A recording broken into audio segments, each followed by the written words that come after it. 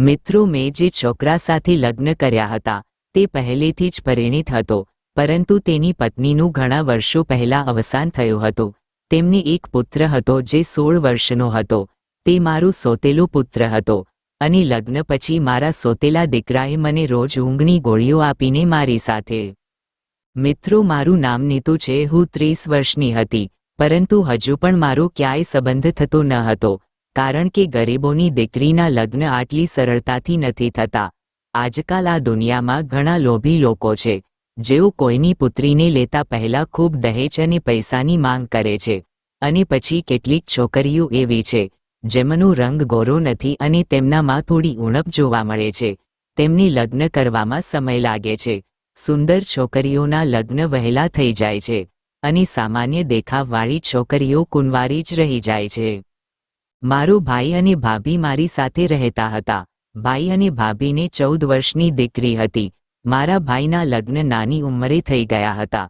હું મારા ભાઈ કરતાં ઘણી નાની હતી, કારણ કે હું ઘણા સમય પછી આ દુનિયામાં આવી, કારણ કે ભાઈને નાની ઉંમરમાં સુંદર છોકરી મળી ગઈ હતી અને વહેલા લગ્ન કરવાનું તેના નસીબમાં લખેલું હતું. બંનેનું જીવન ખૂબ જ સારું હતું, પણ અહીં હું વૃદ્ધ થઈ રહી હતી. મારી માટે ઘણા સંબંધો આવતા હતા, પરંતુ તેમાંથી કેટલાકમાં કંઈક ઉણપ હોતી, અથવા મને બાળકોના પિતાનો સંબંધ મળતો અને હું એવા સંબંધોને ના પાડતી હતી. પણ આજે અમારા પડોશમાં રહેતી સુશીલા આંટી મારા માટે સંબંધ લઈને આવી હતી. જ્યારે તે ઘરે આવી ત્યારે તે ખૂબ જ ખુશ દેખાતી હતી. મેં તેને પીવા માટે પાણી આપ્યું અને તે મારી ભાભી પાસે બેઠી. મને જોઈને કહ્યું, તું પણ મારી નજીક બેસ, હું તારા માટે ખૂબ જ સારો સંબંધ લઈને આવી છું. છોકરો બહુ સરસ છે. તે સારી કંપનીમાં નોકરી કરે છે અને તેને ભાભીને કહ્યું કે છોકરાના પરિવારમાં પણ કોઈ નથી. તેની પાસે ભગવાને આપેલું બધું જ છે. તેને ફક્ત અમારી નીતુ જોઈએ છે. મારા સંબંધ વિશે સાંભળીને મને આનંદ થયો. ભાભી કહેવા લાગ્યા કે તમે છોકરાઓને નીતુનો ફોટો દેખાડ્યો. સુશીલા આંટીએ કહ્યું, મેં તમને કહ્યું ને કે છોકરાના પરિવારમાં કોઈ નથી. મેં છોકરાને સીધો જ નીતુનો ફોટો બતાવ્યો, એટલું જ નહીં, નીતુને ફોટો જોતાની સાથે જ તેને નીતુને પસંદ કરી લીધી. ભાભી તેની વાતથી ખુશ થઈ ગયા અને કહેવા લાગ્યા, ઓહ વાહ સુશીલા આંટી, ઝડપી અને સારો સંબંધ લઈને આવ્યા છો. અમને પણ છોકરાનો ફોટો જોઈએ છે અને મને તેના ઘર વિશે જણાવો. સુશીલા કાકી કહેવા લાગ્યા, ઘર બહારનું શું કહેવું, તેની પાસે મોટું ઘર છે અને સારી કમાણી કરે છે. એક મોટી કાર પણ છે. ઘરમાં દરેક પ્રકારની સુવિધા ઉપલબ્ધ છે. અમારી નીતુ ત્યાં રાજ કરશે. ભાભીએ કહ્યું, ચાલ, સારી વાત છે. તેણે ઝડપથી મને છોકરાનો ફોટો બતાવ્યો. છોકરાનો ફોટો જોઈને હું શરમાઈ રહી હતી, પણ મેં જોયું કે છોકરો ખૂબ જ સુંદર હતો, પરંતુ તેની ઉંમર તેના ચહેરા પર સ્પષ્ટ દેખાતી હતી. ભાભી કહેવા લાગ્યા, સુશીલા આંટી, રાત્રે નીતુનો ભાઈ ઘરે આવશે ત્યારે હું તેની સાથે વાત કરીશ અને તમને જવાબ આપીશ. સુશીલા આંટીએ કહેવાનું શરૂ કર્યું, પણ તેમાં એક ખામી છે જે હું તમને કહેવાનું ભૂલી ગઈ. ભાભી કહેવા લાગી, હા તો કહો. પછી તેણે કહ્યું કે છોકરાના ઘરમાં બધું બરાબર છે, પરંતુ હું તમને કહેવાનું ભૂલી ગઈ કે તે પરિણીત છે અને તેને 16 વર્ષનો પુત્ર છે. સુશીલા આંટીની વાત સાંભળીને હું સ્તબ્ધ થઈ ગઈ. મેં કહ્યું, ત્યારે તે છોકરો ક્યાંથી થયો? તે તો મોટી ઉંમરનો માણસ બની ગયો છે. સુશીલા આંટીએ મારી સામે જોયું અને કહ્યું કે તમે પણ કોઈ નાની ઉંમરના નથી, 30ની પૂરી થઈ ગઈ છો. અરે આ જુઓ, તેનો ચહેરો પણ સારો છે, ધંધો પણ ઘણો સારો છે. તેનો પુત્ર 1 વર્ષનો હતો ત્યારે તેની પત્ની કોઈ બીમારીથી બીમાર પડી હતી અને તેનું અવસાન થયું. દાદીએ તેના પૌત્રને ઉછેર્યો, પણ હવે છોકરાની માતાનું પણ અવસાન થયું અને હવે તેની સંભાળ લેવા માટે ઘરે કોઈ નથી. એટલા માટે તે લગ્ન કરવા માંગે છે અને તેનો પુત્ર ભણી રહ્યો છે. તેથી જ તે પોતાના પુત્રના લગ્ન કરી શકતો નથી. તે પોતાના પુત્રને ભણાવીને વકીલ બનવા માંગે છે. સુશીલા આંટીની વાત સાંભળીને હું અને મારી ભાભી મૂંઝવણમાં પડી ગયા. ભાભીએ કહ્યું, હું રાત્રે નીતુના ભાઈ સાથે વાત કરીશ અને તમને જણાવીશ. સુશીલા આંટી અમારા ઘરેથી જવા લાગ્યા અને જતા સમયે તેમણે ભાભીને કહ્યું, કવિતા જુઓ, તારી નંદની ઉંમર પણ નાની નથી અને તે એટલી સુંદર પણ નથી કે તેના માટે કોઈ રાજાનો સંબંધ આવે. સુશીલા કાકીએ ભાભીના નંબર પર છોકરાનો ફોટો વોટ્સએપ કર્યો હતો અને ભાઈ ઘરે આવ્યો ત્યારે ભાભીએ ભાઈને બધી વાત કહી અને ફોટો પણ બતાવ્યો. મેં વિચાર્યું કે ભાઈ આ સંબંધ વિશે સાંભળવાની ના પાડશે, કારણ કે તે વ્યક્તિ લગભગ 40 થી 45 વર્ષનો હતો અને તેને 16 વર્ષનો પુત્ર પણ હતો. પણ ભાઈએ કહ્યું કે હું પણ નીતુ માટે સંબંધો શોધીને કંટાળી ગયો છું. લોકો કહે છે કે તારે તારી બહેનના લગ્ન કરવા નથી, પણ હું તેમને શું કહું કે કેટલાક સંબંધો તેના દેખાવને કારણે નથી આવતા અને કેટલાક સંબંધો એટલા માટે નથી આવતા કારણ કે અમે ગરીબ છીએ અને લોકો સારી રીતે જાણે છે કે અમે અમારી બહેનને સારું દહેજ આપી શકતા નથી. મને લાગે છે કે આ સંબંધ આપણી નીતુ માટે એકદમ સારો છે. બીજે દિવસે જ્યારે ભાઈ તેને મળવા છોકરાના ઘરે ગયો ત્યારે તેને બધું ખૂબ ગમ્યું. ભાઈ ઘરે આવતાની સાથે જ કહ્યું હતું કે તું ત્યાં રાજ કરીશ. છોકરો બહુ જ સરસ છે અને જો દીકરો છે તો શું થાય, તેને પણ એક માતાની જરૂર છે અને તું પણ ઘરેલું વ્યક્તિ છો, તારું જીવન ઘણું સારું રહેશે. આ સંબંધ બધાને ખૂબ ગમ્યો, તેથી જ હું કંઈ કરી શકી નહીં, કારણ કે હવે મારા માટેનો સંબંધ જોઈને ભાઈએ પણ હાર માની લીધી હતી. આ વ્યક્તિએ ખરેખર અમારા પાસે કોઈ માંગણી કરી ન હતી અને મેં આ માણસ સાથે સાદી રીતે લગ્ન કર્યા. મારા પતિનું ઘર ખૂબ સરસ હતું, જોતાની સાથે જ મને ગમ્યું. ભલે મારા પતિ 40 વર્ષના હતા, પરંતુ તે સરસ દેખાતા હતા અને તે જીમ પણ કરતા હતા. તેમના પુત્રનું નામ રોહન હતું. રોહન અને મારા પતિ એકબીજામાં નાના મોટા ભાઈ લાગતા હતા. મને લાગ્યું કે રોહનનું વર્તન તેની સોતેલી માતા સાથે સારું નહીં હોય, પણ તે એક ખૂબ જ સારું વર્તનવાળો છોકરો હતો. તેણે મને દિલથી સ્વીકાર્યો. જ્યારે હું ઘરે આવી ત્યારે તેણે મારા ચરણ સ્પર્શ કર્યા અને મારા આશીર્વાદ લીધા અને કહ્યું કે હવે તમે મારી માતા છો. તમે એક છો જેને મારી અને મારા પિતાની ખરેખર ખૂબ કાળજી લેવાની છે. મારા પતિએ પણ અમારા લગ્નની પહેલી રાત્રે મારી પાસેથી વચન લીધું હતું કે હું તેના પુત્રની ખૂબ કાળજી રાખીશ અને તેની સાથે કદી સોતેલી માં જેવું વર્તન નહીં કરું. તેની વિનંતી મુજબ મેં તેને વચન આપ્યું હતું કે તે જે ઈચ્છે છે તે હું કરીશ. મારા પતિ મને ખૂબ પ્રેમ કરતા હતા. મારા પતિએ મને કહ્યું કે તે તેની પ્રથમ પત્ની સાથે માત્ર 2 વર્ષ રહ્યા હતા અને તેણે બાકીનું જીવન એકલા વિતાવ્યું હતું. કામ કર્યા બાદ હું આખો દિવસ ઘરમાં એકલી રહેતી હતી. લગ્ન પહેલાં જે જીવન હું ગરીબીમાં જીવી હતી, આ ઘરમાં આવ્યા પછી મારું જીવન સંપૂર્ણ બદલાઈ ગયું હતું. એ જ રીતે મારા લગ્નને 1 વર્ષ થઈ ગયું હતું. રોહન મને પહેલા દિવસથી જ તેની માતા માનતો હતો અને મને મમ્મી કહેતો હતો. મેં તેની ખૂબ કાળજી લીધી. મેં તેનું દિલ જીતી લીધું હતું. મારા પતિ પણ તેનાથી ખુશ હતા. રોહન આખો સમય ઘરે જ રહેતો હતો અને ઘરે રહીને અભ્યાસ પણ કરતો હતો. તે મારો ખૂબ સારો મિત્ર પણ બની ગયો અને મેં તેની સાથે બાળકની જેમ વર્તન કર્યું. અમે લોકો એકબીજા સાથે તોફાન અને મસ્તી પણ કરતા હતા. મારા પતિ સવારે ઓફિસે જતા અને સાંજે જ ઘરે પાછા ફરતા. મારો પુત્ર આખો દિવસ મારી સાથે રહેતો. જ્યારે પણ મને કંઈક ખાવાનું મન થતું ત્યારે રોહન મારા માટે લાવતો. મારી ભત્રીજી પણ મને લગ્ન પહેલાં એ જ રીતે પ્રેમ કરતી હતી જે રીતે રોહન મને પ્રેમ કરતો હતો. તેથી લગ્ન પછી નેહા અમારા ઘરે આવતી હતી. તે મારા પુત્ર કરતાં 2 વર્ષ નાની હતી. ત્યારે અમે ત્રણેય એકસાથે એવી મસ્તી કરતા કે બધા આશ્ચર્યમાં પડી જતા. જીવન આ રીતે ખૂબ જ સરસ અને આનંદપૂર્વક ચાલી રહ્યું હતું. મારા લગ્નને 4 વર્ષ થઈ ગયા અને ખુશ હતી. આટલા વર્ષો કેવી રીતે વીતી ગયા તેની મને ખબર જ ન પડી. એક રાતે હું મારા રૂમમાં આવી ત્યારે મારા પતિએ મને એક ખૂબ જ વિચિત્ર વાત કહી. તેણે કહ્યું કે આજે ફરી તું રોહન અને નેહા સાથે આખા ઘરમાં મસ્તી કરતી હતી. મેં કહ્યું હા, બહુ મજા આવી. બાળકો સાથે હું પણ બાળક બની જાઉં છું. આજે મને એટલી મજા આવી કે હું ખુશીથી પાગલ થઈ ગઈ. પણ તેને કહ્યું શું તે ક્યારેય વિચાર્યું છે કે હવે આપણે બીજા રોહનને ઘરમાં લાવવાની જરૂર છે, જેને રોહનનો ભાઈ કહી શકાય અથવા જેને બહેન કહી શકાય. મારા પતિએ કહ્યું અમારા લગ્નને 4 વર્ષ થઈ ગયા છે, પરંતુ અમને હજુ સુધી કોઈ બાળક નથી. રોહન યુવાન થઈ રહ્યો છે. હું ઈચ્છું છું કે તે લગ્ન કરે તે પહેલાં અમારે એક બાળક થાય. રોહનના લગ્ન પછી તે તેની પત્ની સાથે વ્યસ્ત રહેશે અને આપણે બંને જીવવા માટે એકલા રહી જઈશું. મારા પતિએ ખૂબ જ આરામથી આ વાત કહી હતી, પણ વાત બહુ મોટી હતી અને મારા ચહેરા પરનું સ્મિત ગાયબ થઈ ગયું હતું. અમે બંને જાણતા હતા કે અમારે સંતાન નથી. અમારે બસ એક રોહન હતો. પણ મને નાના બાળકો પણ બહુ ગમતા. મારા મનમાં પણ નાના બાળકોની ઈચ્છા હતી. મેં આજ પહેલાં આ વિશે વિચાર્યું ન હતું, કારણ કે મેં રોહનને મારો પુત્ર અને નેહાને પણ મારું બાળક માન્યું હતું. તેથી જ મારું ધ્યાન કદી નાના બાળક તરફ ન ગયું.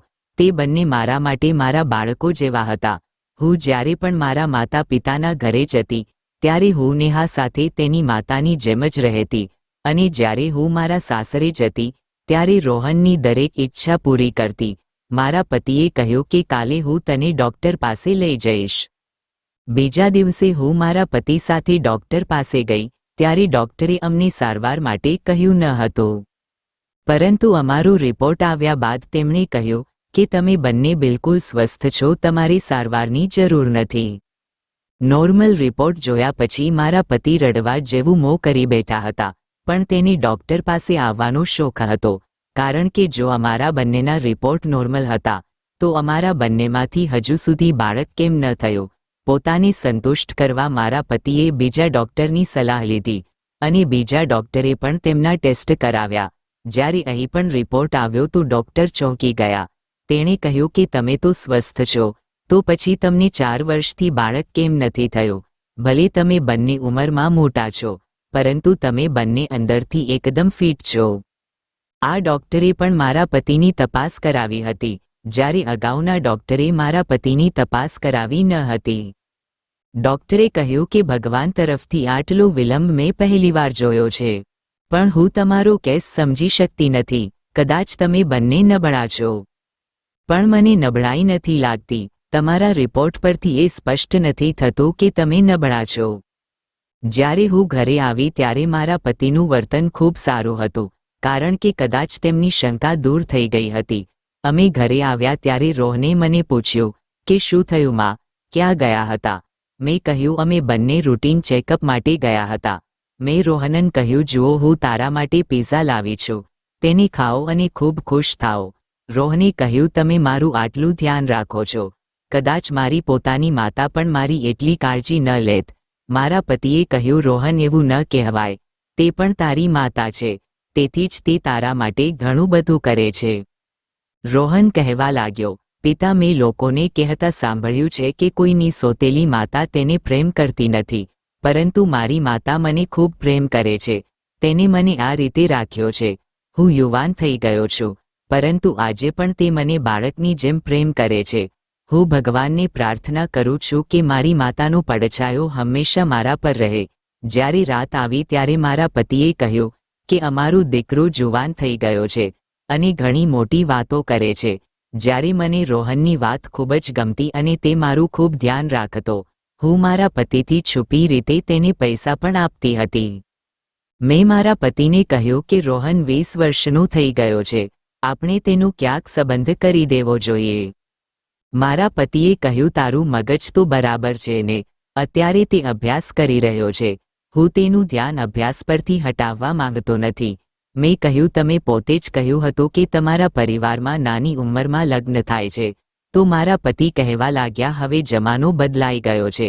મેં કહ્યું હું પણ એ જ કહું છું, હવે જમાનો બદલાઈ ગયો છે. આજકાલ યુવાન છોકરા છોકરીઓ ખૂબ જ બગડેલા બની રહ્યા છે. જો આપણે રોહનના સંબંધને કરી દઈએ તો તેનું મન પણ એક તરફ રહેશે અને તે બીજી છોકરીઓ વિશે વિચારશે નહીં. મારા પતિ કહ્યું કે તું સાચી છો, પરંતુ તેના માટે કોઈ છોકરી પણ હોવી જોઈએ. મેં કહ્યું મારી આંખમાં એક છોકરી છે, જો તમે સંમત થશો તો હું વાત કરીશ. તે આંખો બંધ કરીને તેની દીકરીને આપી દેશે. મેં કહ્યું આમાં શું મોટી વાત છે, અમારો રોહન ભણેલો છે અને થોડા સમય પછી તે વકીલ પણ બનશે અને તેનો દેખાવ પણ સારો છે. મારા પતિએ પૂછ્યું કે કઈ છોકરી? તો મેં મારી ભત્રીજી નેહાનું નામ લીધું, પરંતુ મારા પતિને આ વાત ગમી નહીં. તેને કહ્યું કે સંબંધોની કસોટી થતી નથી, નહીંતર સંબંધો તૂટી જાય છે. અત્યારે તે તારી ભત્રીજી છે, આવતીકાલે તે તારી વહુ બનશે અને જો કંઈક થશે કે કંઈક થઈ જશે તો તારા બંનેના સંબંધો પણ બગડી જશે. મેં કહ્યું, આ રીતે સંબંધ બગડશે નહીં પણ મજબૂત બનશે. મારા પતિએ કહ્યું, પછી એમ કરો, તમે તમારા ભાઈ અને ભાભી સાથે વાત કરો અને જુઓ શું થાય છે. હું ખુશીથી નેહાને મારી વહુ તરીકે લાવવા માંગતી હતી અને હું જાણતી હતી કે રોહન ક્યારેય મારી વાત નહીં ટાળે અને નેહા પણ નહીં, અને હું મારા ભાઈ અને ભાભીને ચોક્કસ મનાવી લઈશ. અત્યારે નેહા પણ ભણી રહી છે. આ બંનેના લગ્નમાં લગભગ 6 વર્ષ લાગી જશે, પણ રિલેશનશિપમાં આવ્યા પછી છોકરા છોકરી બંનેનું ધ્યાન બીજી તરફ નહીં જાય. મામલો સાવ સાદો હતો, પરંતુ જ્યારે મેં મારી ભાભીને આ વિશે વાત કરી તો તેણે કહ્યું કે આ તો તેનું દુર્ભાગ્ય છે. મેં કહ્યું, તમે આવું કેમ બોલો છો? તો તેણે કહ્યું કે ગઈકાલે જ મેં તેને ફોન પર કોઈ છોકરા સાથે વાત કરતા જોઈ હતી. તે કહે છે કે તે તેની સાથે જ લગ્ન કરશે અને છોકરાઓ પણ આ સંબંધ કરી નાખવા માંગે છે. તેમનો અભ્યાસ પૂરો થશે ત્યારે બંનેના લગ્ન થશે. મેં કહ્યું કે આટલી મોટી વાત થઈ છે અને તમે લોકોએ મને કહ્યું પણ નહીં. તો તેણે કહ્યું કે રાત્રે જ મેં તેને આ છોકરા સાથે વાત કરતા જોઈ હતી. હું તમને ફોન કરીને કહેવાની હતી અને તમે જાતે જ અહીં આવી ગયા છો. રાત્રિભોજન કર્યા પછી છોકરાઓના ઘરેથી જવાબ આવ્યો કે તેઓ નેહા પસંદ કરે છે. આ રીતે નેહાનો સંબંધ તેની પસંદના છોકરા સાથે ફિક્સ થઈ ગયો. હું આ સંબંધથી ખૂબ જ ઉદાસ હતી. ટેન્શનને કારણે મેં બરાબર ખાધું પણ ન હતું. રોહન અને મારા પતિ પણ મને લેવા મારા ભાઈના ઘરે આવ્યા હતા. ઘરે પરત ફરતી વખતે રોહન જીદ કરવા લાગ્યો કે માં આઈસ્ક્રીમ ખાવી છે. મારા પતિએ કહ્યું કે મારું પેટ ફૂલ છે, જો તમે બંને ખાવા માંગતા હોવ તો ખાઓ. રોહને કહ્યું કે માં અને હું ખાઈશું, તમે કારમાં બેસો. રોહન મારી સાથે આઈસ્ક્રીમ પાર્લર પર આવ્યો, પણ મને ત્યાં જવાનું મન ન થયું. તેણે કહ્યું, શું વાત છે માં? તમે થોડા ચિંતિત લાગો છો. તમને જોઈને મને પણ ચિંતા થાય છે અને તમે મને કંઈ કહેતા નથી. મેં કહ્યું, રોહન, હું ઘરે જઈને તને કહીશ. આમ તો મારે તેને આ કહેવું જોઈતું ન હતું, પરંતુ જ્યારે સવાર પડી ત્યારે મેં તેને બધું કહ્યું. કારણ કે હું તેની સાથે દરેક વાત કરતી હતી. આ ઘરમાં તે મારા માટે મારું સર્વસ્વ હતો. મારો દીકરો, મારો મિત્ર અને મારું બધું જ હતો. મેં તેને કહ્યું, મેં નેહાને તારા માટે પસંદ કરી હતી, પરંતુ તે પહેલાં તેને બીજો છોકરો પસંદ કરી લીધો. આથી મારું હૃદય તૂટી ગયું છે. રોહને આ અંગે કોઈ ખાસ પ્રતિક્રિયા આપી નહીં. તેણે એવું પણ કહ્યું ન હતું કે માં આ વાત છોડી દો, પણ તેનું સંપૂર્ણ ધ્યાન મારું મૂડ સુધારવા અને તેની પસંદગીનું ભોજન બનાવવા પર હતું. સાંજ સુધીમાં મારું મૂડ પણ સારું હતું. ત્યારે અચાનક અમારા ઘરે કેટલાક મહેમાનો આવ્યા. તેણે મને પહેલીવાર જોઈ હતી. તેઓ મારા પતિના સંબંધીઓમાં હોય તેવું લાગતું હતું. તેણે કહ્યું કે તું રોહન સાથે સારી રીતે રહે છે, તું તેની સાથે સોતેલી માતા જેવો વ્યવહાર નથી કરતી ને? અને હા, તારે બહુ હોશિયાર બનવાની જરૂર નથી. તે બંને પતિ પત્ની મને ખૂબ બોલી રહ્યા હતા અને હું ચૂપચાપ તેને સાંભળતી હતી. જ્યારે રોહને 1-2 વાર આવું સાંભળ્યું ત્યારે તે ગુસ્સે થઈ ગયો અને કહ્યું કે જ્યારે કોઈના ઘરે જાય ત્યારે આવી વાત ન કરાય. મારી માતા મને ખૂબ પ્રેમ કરે છે.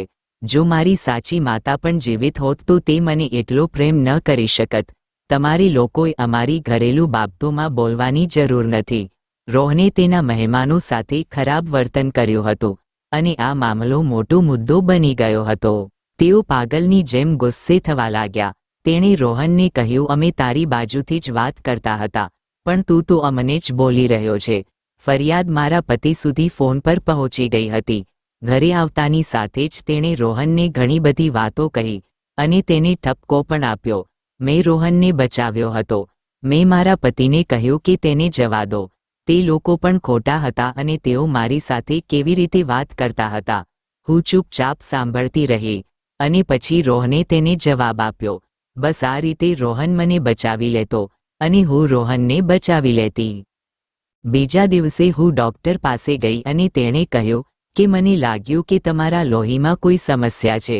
તમારા બ્લડ લેવલમાં કોઈ ફરક છે કે નહીં તે જાણવા માટે તમારે એક મોટી ટેસ્ટ કરાવવી પડશે. કારણ કે ક્યારેક મને મારા શરીર પર વિચિત્ર એલર્જી થતી હતી, જ્યારે મેં ક્યારેય એવું કંઈ ખાધું ન હતું. ડૉક્ટરે કહ્યું કે અમારે તમારો રિપોર્ટ લખનઉ મોકલવો પડશે અને તે આવવાની રાહ જોવી પડશે. તે આવવામાં 1 અઠવાડિયું લેશે. મેં કહ્યું ઠીક છે. સમય પસાર થતો ગયો અને નેહા ફરી અમારા ઘરે આવવા લાગી. તે મારી ભત્રીજી હતી. જો મને તેના માટે કોઈ લાગણી હતી તો તે મારી ભૂલ હતી તેની નહીં, અને કોઈપણ રીતે હું ઈચ્છતી હતી કે તે ખુશ રહે, તેથી મેં પણ તેને કંઈ કહ્યું નહીં. તે થોડા દિવસ અમારા ઘરે રહેવા આવી હતી કારણ કે તેના માતા પિતા બીજા ગામમાં ગયા હતા. નેહાની કોલેજ મારા ઘરની નજીક હતી.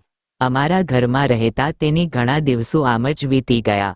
જ્યારે તેના માતા પિતા ઘરે આવ્યા ત્યારે તેણે ફોન પર જાણ કરી અને તે દિવસે નેહા તેના ઘરે જવાની હતી. ત્યારે રોહન તેને તેની બાઇક પર મૂકવા ગયો હતો. નેહાના ગયા પછી ઘરના તમામ કામકાજ પતાવીને હું ફ્રી થઈને મારા રૂમમાં સૂઈ ગઈ. અને મારા પતિ કે જેઓ રૂમમાં પહેલેથી જ હિસાબ કરી રહ્યા હતા. ત્યારે અચાનક મારી ભાભીનો ફોન આવ્યો. મારા પતિ કહેવા લાગ્યા, આ સમયે તારી ભાભી કેમ ફોન કરે છે? આજ સુધી તેણે ક્યારેય આવા સમયે ફોન કર્યો નથી. મેં કહ્યું, મને પૂછવા દો કે શું વાત છે. પણ ભાભીએ મને કોલ પર એવી વાત કહી કે મને નવાઈ લાગી. તેણે કહ્યું કે નેહા હજુ ઘરે આવી નથી.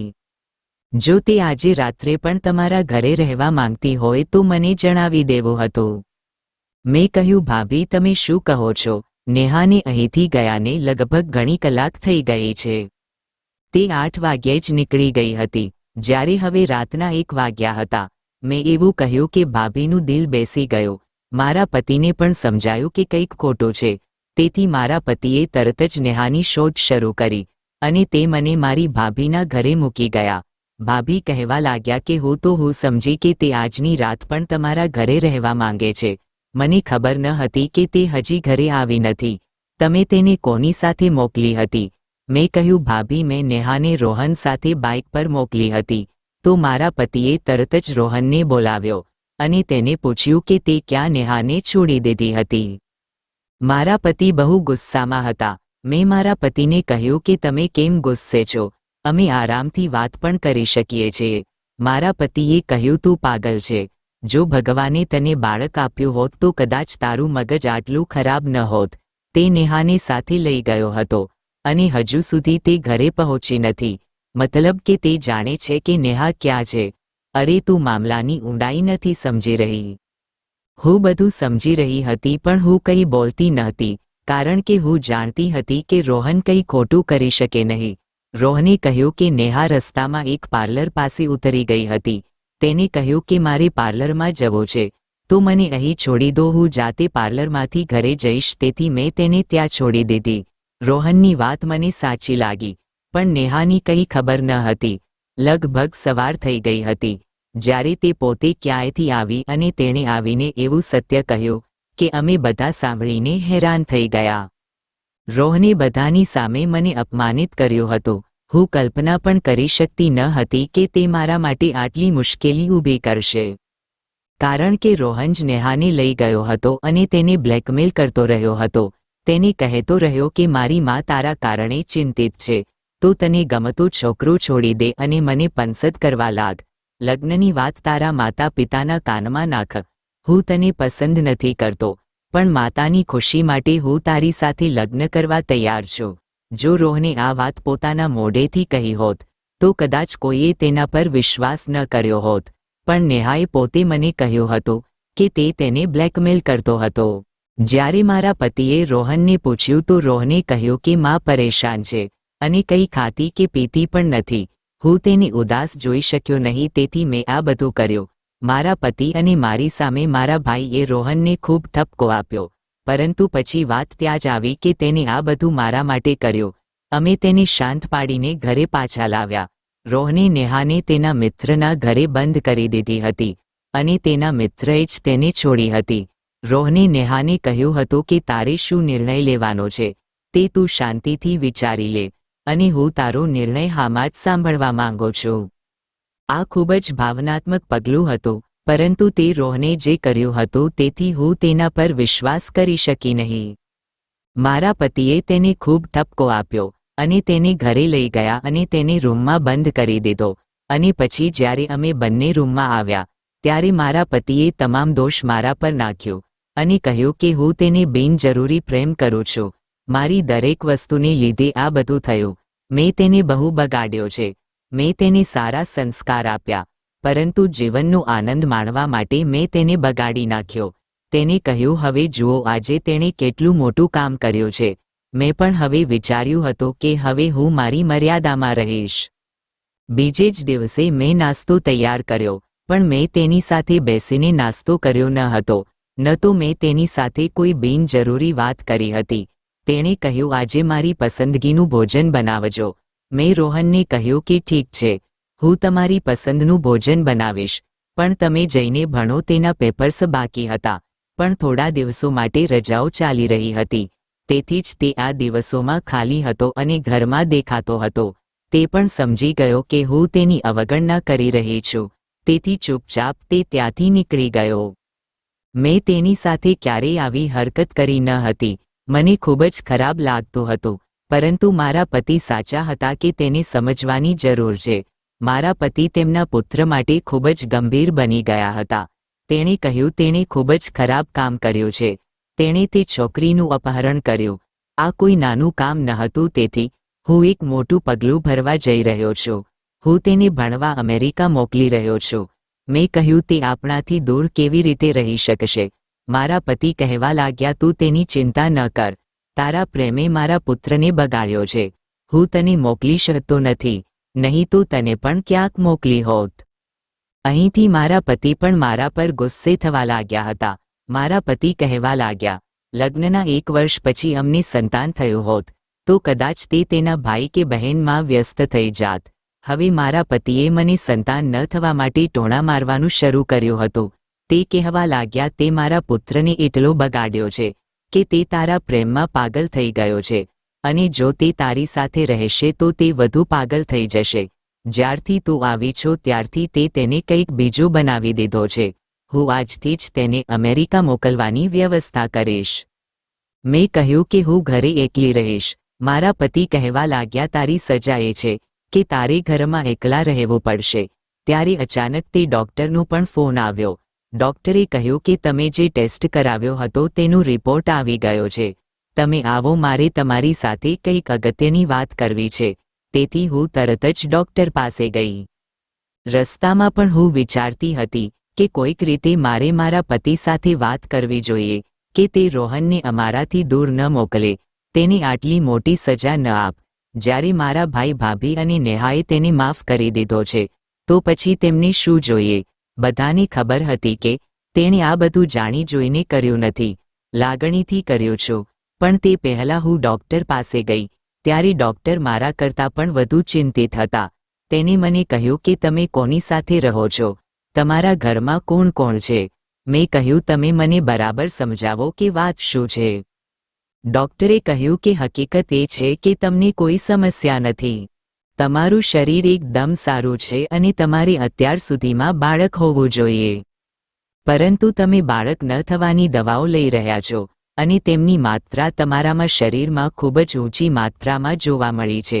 મેં કહ્યું, આ કેવી રીતે બની શકે છે? ડૉક્ટર, તમને થોડી ભૂલ થઈ છે. આ શક્ય નથી, કારણ કે મેં ક્યારેય આવી એક પણ ગોળી લીધી નથી.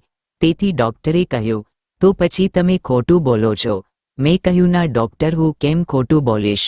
અમે બંને પતિ પત્નીને બાળકો ખૂબ ગમે છે. જો કે મારે એક સોતેલો પુત્ર પણ છે, પરંતુ મારા પતિ ઈચ્છે છે કે તેઓ તેમના વૃદ્ધાવસ્થાને સાથી કરવા માટે બીજું બાળક ધરાવે. મેં કહ્યું, ડૉક્ટર, ન તો મારા પર કોઈ પ્રતિબંધ છે અને ન તો હું કોઈ મોર્ડન છું કે હું કહી શકું કે મારે સંતાન નથી જોઈતું. તેણે કહ્યું, તો તમને કોઈ બીજું દવા આપે છે, કારણ કે તમારા લોહીમાં આ દવાની ભેળસેળ મળી આવી છે અને કોઈ તમને આ દવા રોજ આપી રહ્યું હતું, જેના કારણે તમે બાળકને જન્મ આપી શકતા નથી. ડૉક્ટરે મને તેના અંતિમ શબ્દો કહ્યા. આ સાંભળીને હું ખૂબ જ પરેશાન થઈ ગઈ.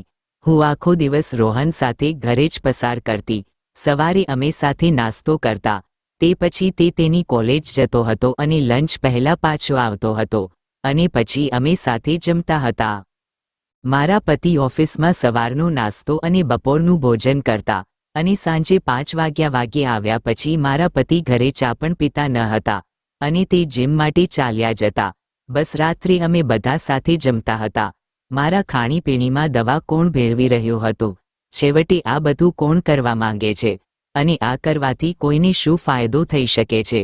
અતે મેં મારા પતિને આ વાત કહી અને હું રડવા લાગી. મારા પતિ પણ ખૂબ પરેશાન થઈ ગયા. મેં કહ્યું, અમારા લગ્નને 5 વર્ષ થવાના છે. હું શરૂઆતના દિવસોમાં ગર્ભવતી થઈ ગઈ હોત તો અમારે 4 વર્ષનું બાળક હોત. કોણે આવું કર્યું હશે? મારા પતિએ કહ્યું કે તારો કોક દુશ્મન છે, જેણે પ્રેમથી હુમલો કર્યો છે. મેં કહ્યું, તમારો મતલબ મને સમજાતો નથી. પછી મારા પતિએ મને કહ્યું કે હું સમજી ગયો કે તે કોણ છે. તે તરત જ રોહનના રૂમમાં ગયા અને તેને 2-3 થપ્પડ મારી, તેને બધું કહ્યું અને તેની પૂછપરછ કરવા લાગ્યા. શું આ બધું તે કર્યું? તે રડતા કહેવા લાગ્યો કે હું ઈચ્છતો ન હતો કે તમે લોકો બીજું કોઈ બાળક રાખો. હું મારા માતા પિતાનો એકમાત્ર પુત્ર જ રહેવા માંગતો હતો. બધા મને કહેતા કે જો તારી બીજી માં આવશે તો તારા પપ્પાને તેનાથી બીજા બાળકો થશે અને પછી તારી માં પણ તને પ્રેમ નહીં કરે, કારણ કે દરેક સ્ત્રી બીજા કરતાં પોતાના બાળકોને વધારે પ્રેમ કરે છે. માં મને ગમે તેમ કરીને ખૂબ પ્રેમ કરતી હતી. મને તેના પ્રેમની આદત થઈ ગઈ હતી. તેથી જ હું ઈચ્છતો ન હતો કે મારા પ્રેમને વહેંચવા માટે બીજું કોઈ આ ઘરમાં આવે. હું માને ખૂબ પ્રેમ કરું છું, મારી પોતાની માંથી વધારે. પપ્પા તમારા કરતાં પણ વધારે. તે અમારા ઘરે આવી તે દિવસથી હું તેને ખૂબ પ્રેમ કરું છું. મેં મારા એક મિત્રને આ બધું કહ્યું અને તેણે મને પ્રેગ્નન્સી અટકાવવા માટેની દવા ક્યાંકથી લાવી આપી હતી અને હું એ દવાને માતાના ભોજનમાં ચૂપચાપ મિક્સ કરતો હતો. બસ હું કોઈક રીતે માતાને આ દવા ખવડાવવા માંગતો હતો. તેથી જ માતાને ખબર ન પડી કે હું ક્યારે આ દવા તેના ભોજનમાં ભેળવતો હતો. રોહને મારા પગે બેસીને કહ્યું, માં મને માફ કરજો, હું અમેરિકા નથી જવા માંગતો. મને અમેરિકા ન મોકલો, હું તમારી સાથે રહેવા માંગુ છું. હું વચન આપું છું કે હવે હું મારા અભ્યાસમાં ધ્યાન આપીશ. હું ફક્ત તમારાથી દૂર જવા માંગતો નથી. મેં હાથ વડે ઈશારો કર્યો, જેનો અર્થ હતો કે અહીંથી જાઓ. અને થોડા દિવસો પછી મારા પતિએ રોહનને અમેરિકા મોકલી દીધો. રોહન યુવાન થઈ રહ્યો હતો. આ સમયે તેણે સમજદારીથી કામ કરવું જોઈતું હતું, પરંતુ તે ભાવનાત્મક રીતે પગલું ભરી રહ્યો હતો. તેના પાગલપને મને પણ હેરાન કરી દીધી હતી. તેથી જ હું ઈચ્છતી હતી કે તે મારાથી દૂર રહે તો સારું. તેનું ભવિષ્ય ખૂબ જ ઉજ્જવળ છે અને હું મારા પ્રેમથી તેનું ભવિષ્ય બગાડવા માંગતી નથી. આજે આ ઘટનાને 1 વર્ષ થઈ ગયું છે. શરૂઆતમાં તે વારંવાર ફોન કરવાનો પ્રયાસ કરતો હતો, પણ મેં તેની સાથે વાત ન કરી. તેણે મારા જીવનને ખૂબ નુકસાન પહોંચાડ્યું હતું. જ્યારે હું ડૉક્ટર પાસે ગઈ ત્યારે ડૉક્ટરે મને કહ્યું કે તમારે લાંબો સમય રાહ જોવી પડશે. હવે ભગવાન તમને બાળક આપે તો જ તમને મળશે. બસ અમે તમારી સારવાર કરી શકીએ છીએ. મારાથી દૂર ગયા પછી રોહન તેના અભ્યાસમાં ધ્યાન આપી રહ્યો છે અને ત્યાં અભ્યાસ કરી રહ્યો છે. પણ આ બધું થયું અને ઘણો સમય વીતી ગયો.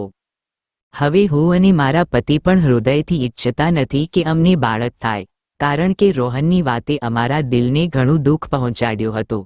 મારી સારવાર હજી ચાલુ છે, પણ હવે એ ભગવાનના હાથમાં છે. જ્યારે તેને મને બાળક આપવું હશે ત્યારે તે આપશે. હવે હું મારા તરફથી કોઈ પ્રયત્નો કરી રહી નથી. તો મિત્રો, આજની કહાની તમને કેવી લાગી? કોમેન્ટ કરીને અવશ્ય જણાવજો. અને હા મિત્રો, જો તમને અમારો વિડીયો પસંદ આવ્યો હોય તો વિડીયોને લાઇક કરી તેમજ ચેનલને સબસ્ક્રાઇબ કરી દેજો, જેથી કરીને અમારા દરેક વિડીયો તમે જોઈ શકો. તો દર્શક મિત્રો, ફરી મળીશું એક નવા વિડીયો સાથે. ત્યાં સુધી બધા મિત્રોને જય માતાજી, જય દ્વારકાધીશ.